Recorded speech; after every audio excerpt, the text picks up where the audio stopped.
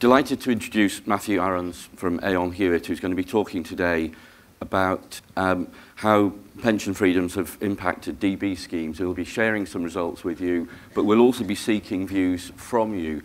So for those of you that have loaded the app on your smartphone or whatever, if you could get them out, because there will be some live voting in this session. So unless you've done it before, if you go to the home screen, you'll see a live voting button at the bottom of the screen. You click on that, and then the third category down, DB stream, pension freedom, how are DB schemes responding? If you tap on that, it will take you to 4 or 5 questions that will be, 5 questions that will be coming up at different stages during the session. So if you could have that handy, and then when we get to the voting, you'll be able to do that, and we'd love to sort of share those results with you.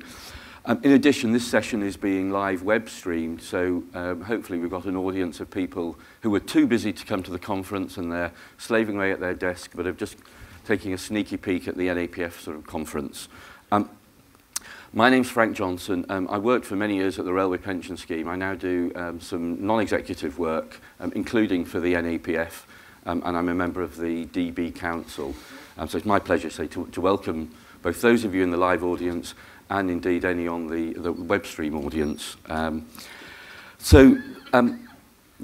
session will involve Matthew just sharing some thoughts with you, seeking your views through the interactive questions, and there will be time at the end for questions as well, and then we'll sort of wrap up in good time to allow all of us to go next door to see the Right Honourable William Hague, but I'll touch on that at the end of the session. So thank you all very much. And Matthew, over to you. Okay, thank you, Frank. So, freedom and choice, is it all about DC schemes? Categorically not. I'm going to talk about the impact on defined benefit pension schemes. And I'm going to do that through these 3 dilemmas. And I call them dilemmas because actually in talking to trustee boards, companies, these kinds of questions come up time and again. Should we quote transfer values in retirement packs for members as they think about what they're going to do at retirement? Should we quote the transfer value or not? Number 2 dilemma, how do we actually help members make decisions about retirement? Do we go a long way in providing advice, potentially overemphasizing certain options, or do we leave them to their own devices to make their own choices? And thirdly, perhaps less of a dilemma, and more of a challenge from me, I think, to you, what about pensioners? Where do they stand in all of this, and freedom and choice? And as Frank says, I'm going to share with you some survey information we've collected from our clients, but I'm also interested in your views, and that's where the voting will come in later. Okay, so first of all, transfer values. Survey result number 1, we asked our pension schemes, what have you done about putting transfer values into retirement packs? And this survey was done in July, so that's what, 3 or 4 months after the pension freedoms came in, but still a fairly early snapshot. So the biggest bar there is 60% saying all we did was to add extra wording into the retirement pack to say that transfer values were an option. And I say that's all they did. Frankly, I think that's a really important step, is making members aware of their options. To the left of the 60% bar, we've got about 25% of schemes who had gone further than that and actually showed the transfer value on the retirement statement. And potentially, 3% went further than that and not only showed the transfer value, but also started illustrating other options that the member could take. Take the transfer value, take it to a DC plan, convert it to an annuity, this is what you would get. Take income drawdown, this is what you might be able to get from it. A minority view, but still they've gone further than the pure transfer value. To me, though, another takeaway from this chart is the 17% on the right-hand side, those who had taken no action at the time the survey was done in July. And I'll come back to that 17% in a minute, what I would call the late movers. But actually, when you dig into the survey information a little bit more, there's more to be seen there. And one thing was size bias.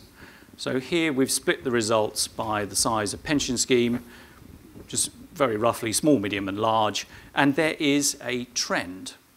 So if we look at the large schemes at the bottom, first of all, on the right-hand side, they're the people who were late movers, the no-action people at the time the survey was taken. Much smaller percentage of them had taken no action. So the larger schemes had acted first. Moreover, the bars on the right-hand side, the blue and the red, they were much more likely, a third of them, to show the transfer value on the retirement statement. And generally, my experience is the large schemes tend to act on a new thing in pensions first, and the smaller schemes tend to follow them in time. So my takeaway from this slide is the trend is towards quoting transfer values on retirement statements. And I think that's further backed up by this survey information. This is going back to those 17% who said in July, taken no action. We asked, following on from that, well, what do you expect to do?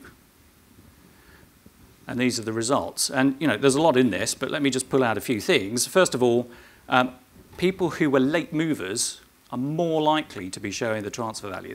That 17% over on the left here, more likely to show the transfer value. I think the other thing I take away from this is the 28% on the far right. So amongst the late movers, still over a quarter thought they would do nothing about freedom and choice for their DB members. And personally, I find that a little bit concerning.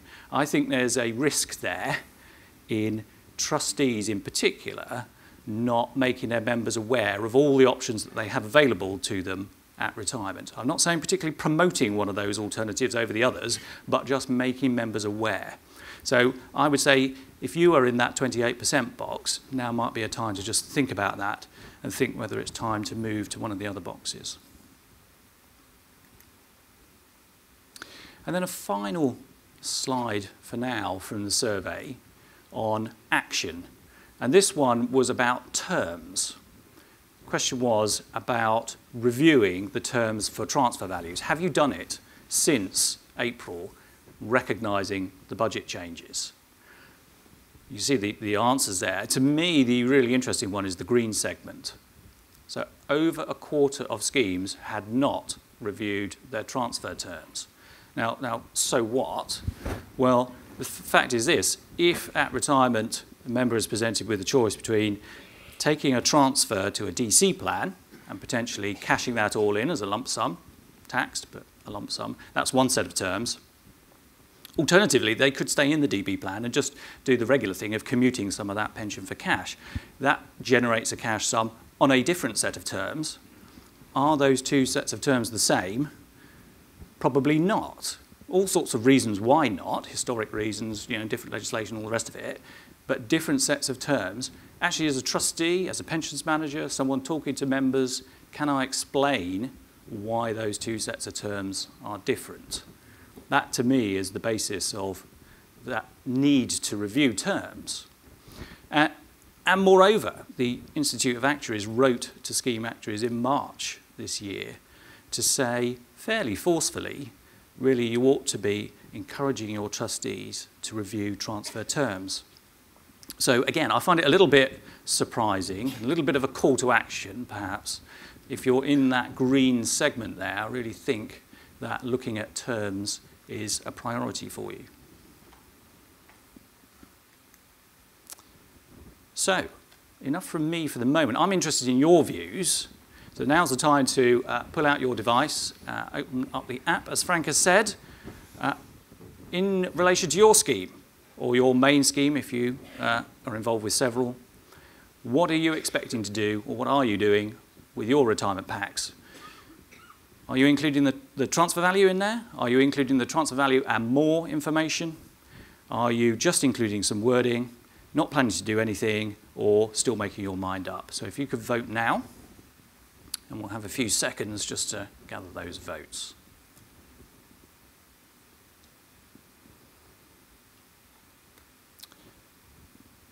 Okay, a couple more seconds. See people tapping away. Right, let's have a look at those results. And here we go. So 39% of you are showing the transfer value in your retirement pack, and a further 45% are including the wording. So a further swing towards showing the transfer value at retirement. Thank you very much for that. So that's where we are with showing the transfer value. Then the next question is, well, so what? Okay, so I put the transfer value in the retirement pack. What happens when I do that? Here are some early results from that. And what you find, what we found when we looked through our schemes, is that there had been an uptick in transfer value requests by something like 50%. So a lot of noise, people interested, members interested in what their transfer value was.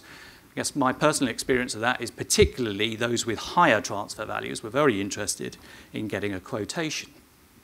So that's quotes, but then you look at transfer values actually taken, and actually taken amongst people who had on their own initiated a transfer value quotation. There, the percentage of people taking transfers much slower, something about 1% had actually taken the transfer.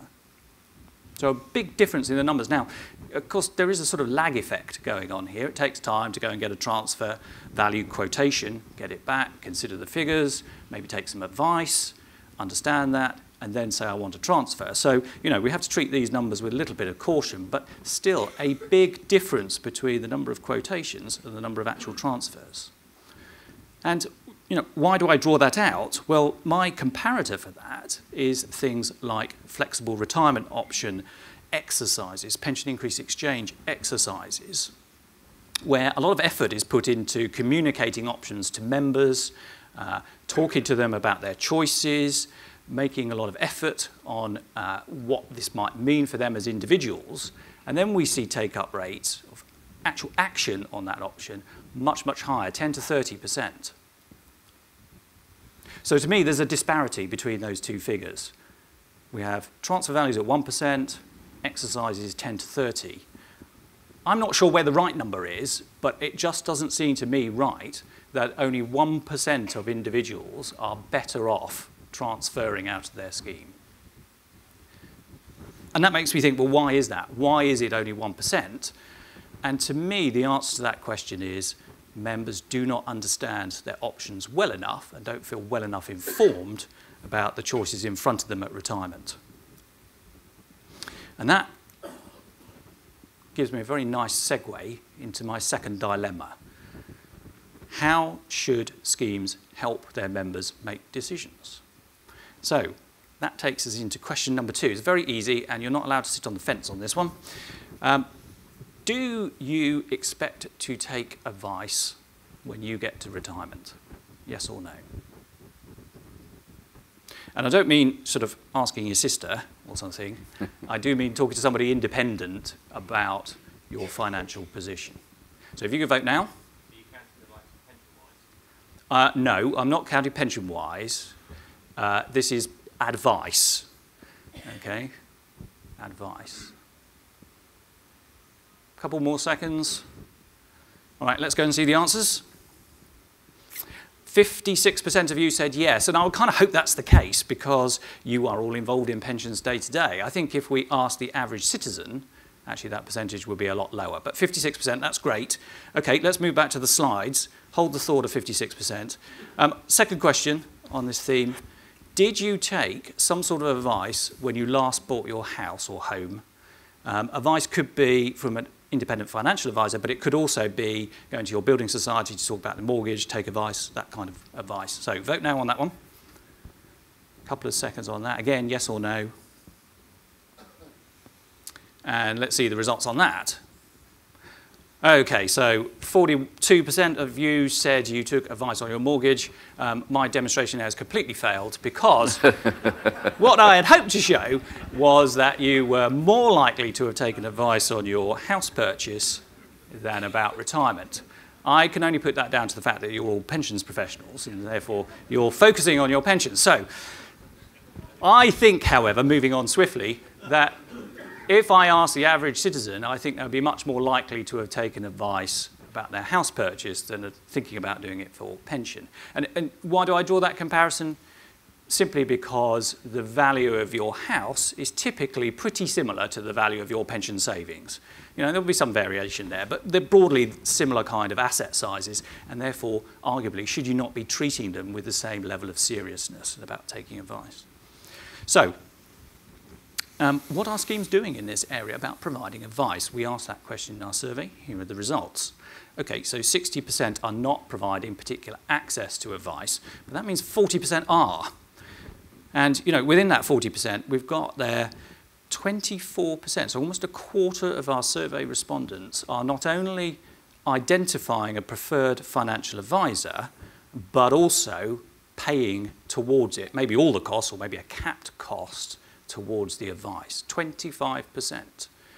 So I take that as a really encouraging result, that schemes are helping their members in this way to make decisions.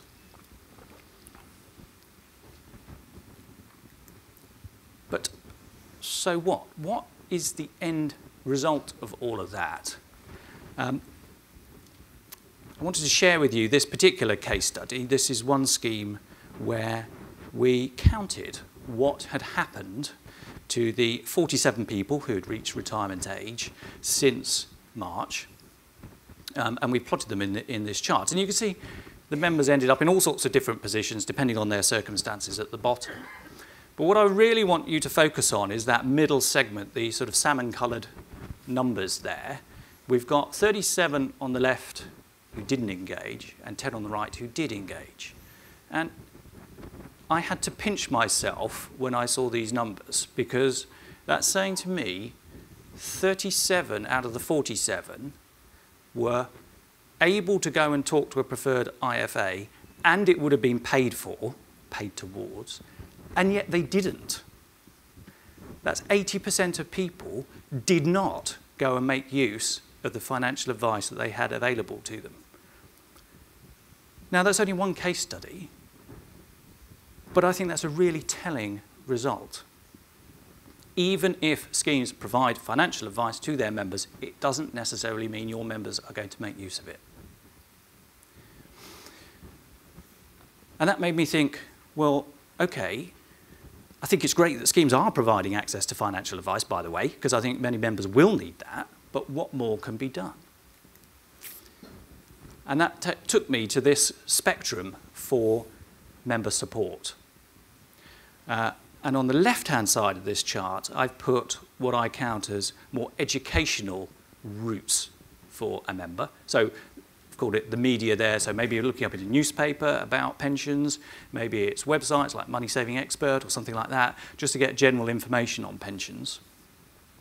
One step up from that would be the static kind of member information that they have available to them, a benefit statement, the member booklet, that kind of thing. Beyond that, we have pensions-wise, and it's already been mentioned, you know, someone to speak to that's going to help me, educate me on my options. And then on the far right, we've got advice that I was just talking about now, access to an independent advisor to help me. So those things already exist on my spectrum. But I skipped over a couple towards the right-hand side, and I think these are going to be key growth areas for those members who, for whatever reason, don't feel comfortable talking to an IFA. So what are they? They're telephone or online chat. I just want to pick up the phone and talk to a human being about my options. I'm not expecting them to give me advice, in inverted commas, but I just want to talk through what this really means for me using my data, talking about my scheme. And then beyond that, a modeler. I'm going to feed in my data, pulled in from the scheme, maybe details of my other savings, and it's going to give me a guide for what I might want to do with those savings. Again, not full-blown advice, but it's getting pretty close to that advice level, and probably cheaper for me to access than full-blown advice, but I could do a lot of it for myself. I mean, clearly, if I sort of forget that I've got that £500,000 under the mattress somewhere and don't feed that into the system, it's going to give me a dodgy answer. But if I get the data inputs right, the feed out of it is going to be more or less sensible for me. That, and the reason I mention that is because that is a big area in the US and getting pickup in Australia too in this area. Robo-advice is the name there. So look out for the name, robo-advice. Online tools for helping members make decisions about pensions that's one step short of IFA advice. And my contention is I think schemes need to consider all of those options, the full range, because different members will access information and help in different ways. And I make that assertion because of this diagram as much as anything else. This is a different survey of DC pension schemes. We're about to publish these results, so this is a sneak preview. Lots of information on this chart, but the important takeaway is this was a question about how many different media are DC schemes using to communicate with members. And the important takeaway is how many bars there are. On average, DC schemes have 7 different media to communicate with their members. I don't know what the number is for DB, but I suspect it's considerably less. The other thing is, towards the right-hand side here, we've got modelers and the robo-advice columns getting a lot of pickup in DC land. So this is an area where I think DB can learn from DC, talking to members, supporting them in many different ways.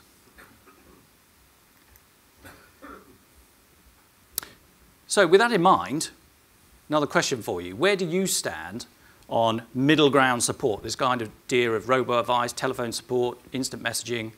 Are you already providing it?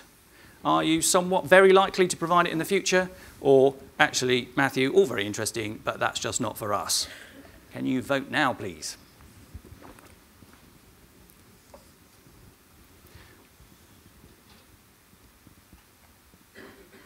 All right, let's have a look at the results of that.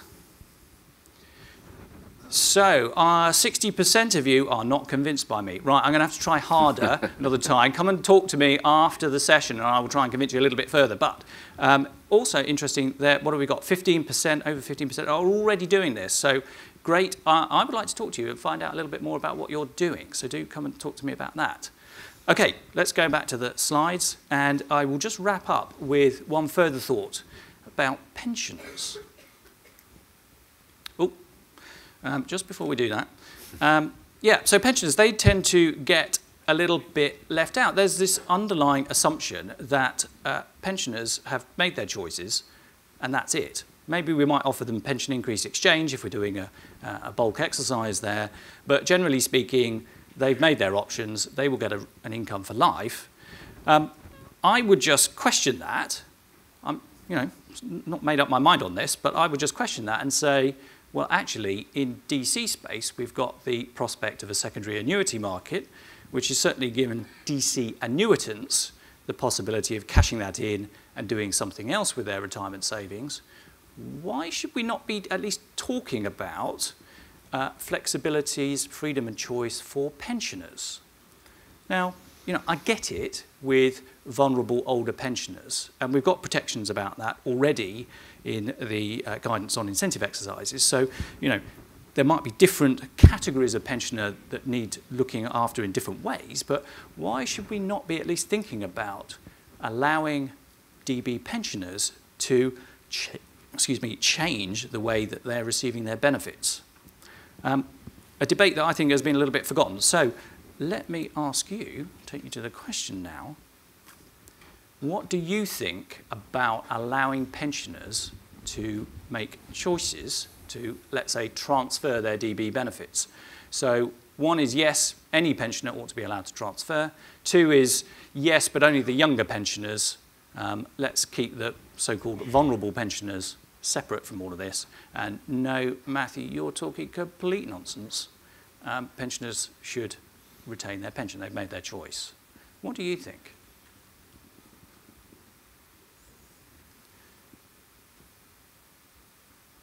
Couple more seconds on that. Okay, let's see the results.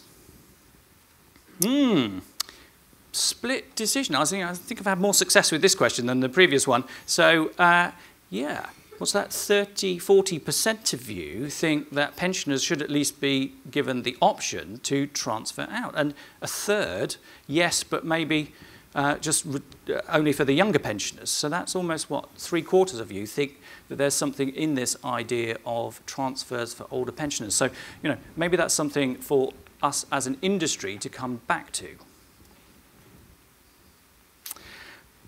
So let me just wrap up with my takeaways from all those survey results and indeed what you've just told me now.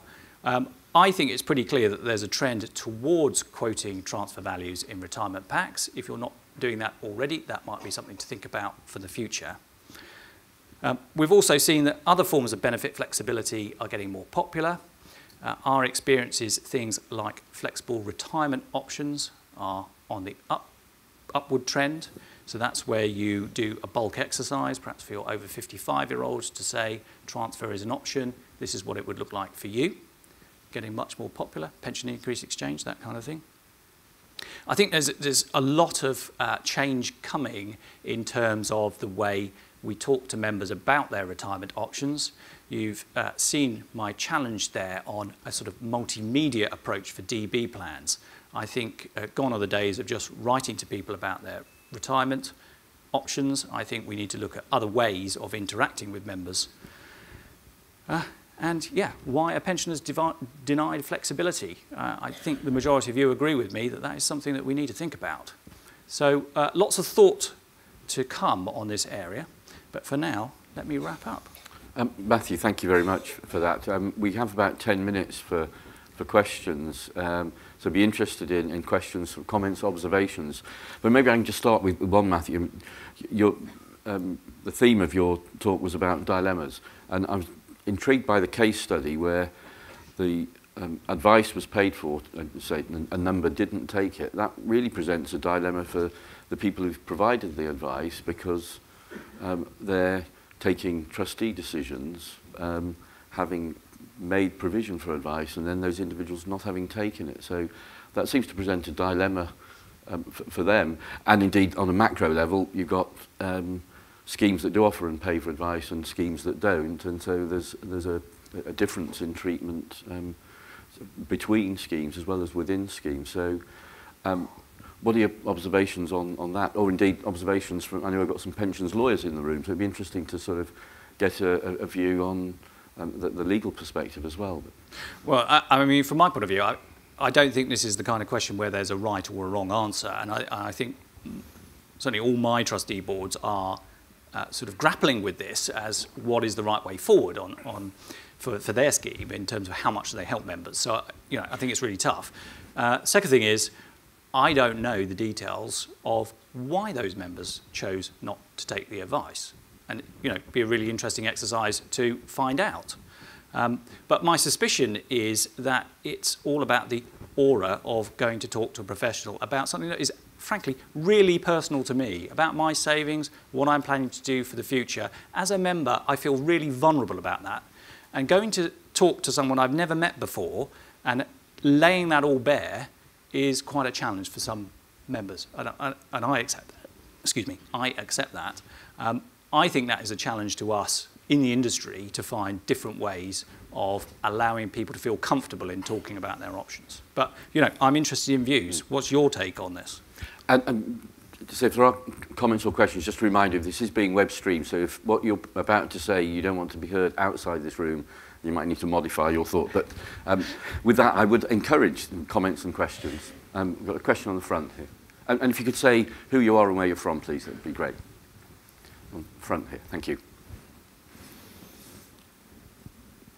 Yeah, John Ashworth, the Littlewoods Pension Scheme. Yeah, we've done one of these exercises and I've got that same experience where quite a lot of people were offered free advice. So 60% of people picked up the phone and said, I'm interested.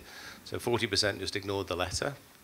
Out of the 60% that picked up the phone, another 25% didn't then go and have the telephone interview with the financial advisor because either they were too busy, they were put off by the fact find, which is, or they got enough information just on a 5 or 10 minute call on the initial call that they didn't need to take it any further.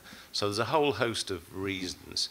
And the key question for the whole industry, I think, is when you do these bulk exercises and you write to people, let's say at age 55, for many of them it's the wrong time. They're just not ready. They're not in the decision-making time frame. So therefore, is my view is these bulk exercises should be done either at retirement or just trickle through when people are then engaged a need to make a decision. I think the other thing that's useful, though, is when you find out why they didn't take it up, because that can actually help inform subsequent communication campaigns. And the last session in this room is talking about sharing. And I think the pension world is a very collaborative place, and there's some great sort of common lessons that can be learned to deliver better member outcomes for everybody. Thank you very much for that. And then there's one at the back on that side. We'll take the one on the second row first. Martin. Yeah, I'm Martin Jenkins, Chairman of Trustees Forbo Superannuation Fund, but I also happen to be one of those dreaded pension lawyers with Owen Mitchell. Oh, so, are you? First, an observation on that. You know, is it a legally dangerous path to offer advice, and where's the line drawn? That observation from Frank. My own observation is we already have some experience of that in the number of schemes and employers that have engaged about the tax changes with senior staff, and there are already a number of you know, individuals and companies unhappy with the outcome and facing difficulties, legal difficulties. So my own line would be either do it very thoroughly and properly, or don't touch it at all and do the legal minimum. And I guess I would follow through the same observation about engaging with members, either do it properly and thoroughly or don't touch it. My question is about the take-up of this. My own feeling is that there will be a huge demand and take-up, and I guess my own thought is that pension liberation, the sort of illegitimate accessing of pension funds on a very wide scale, shows that there's a huge pent-up demand for that. But I wondered about your own thoughts on that. Well, two really good challenges there. So I hear what you say about do it thoroughly or don't do it at all. I'm just a little bit concerned about the don't do it at all box. I think you run a risk there of not making members aware of all their options, and they could come back later and say, you know, if you hadn't told me about that transfer option, I might have really thought about that. So that's the first thing. Pensions liberation, yeah, it's clearly there is demand there for getting hold of their savings. You know, one might question whether that is ultimately in that member's best interest to do that.